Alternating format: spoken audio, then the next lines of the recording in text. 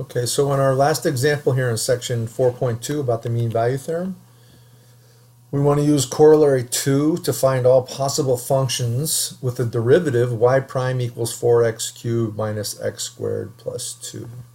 So remember, corollary 2 simply said that if I have the derivative of two functions equal, then the only way those two functions can be different from each other is that they differ by a constant. So in many ways, it's trying to say what possible functions would have this derivative. So the author is not telling you at this point, but you're actually starting to get into the second part of calculus here when you start thinking about what this is. Because the second part of calculus is about a process called anti-differentiation. When you get into Calc 2, most of what you're going to be doing is called anti-differentiation rather than differentiation. We actually will talk about it in this course towards the end of the course. But anti-differentiation means, okay, think about, in these simple cases here, think about the power rule in reverse. Like, if I took the derivative of something, how would I get 4x cubed? Well, that would mean I would have had to start with x to the fourth, right? Because the power rule here would be 4 times x cubed. So we're thinking backwards. We're thinking an anti-differentiation process.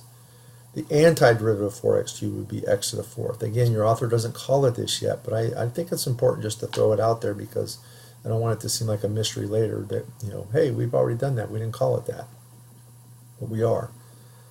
Okay, so now the derivative is minus x squared. So what would I have had to have to take its derivative up to get minus x squared? If you think about the power rule, well, x cubed would get me down to 2 when I bring it down, but then I need to divide by 3, so those 3's cancel, right? Take the derivative of minus x cubed over 3, you get 3x squared, but you're dividing by 3, so that's how you get your minus x squared. So the antiderivative of minus x squared would be minus x cubed over 3.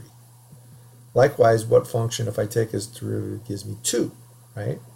Because I'm trying to think about this, so to get 2, I would have had to have 2x.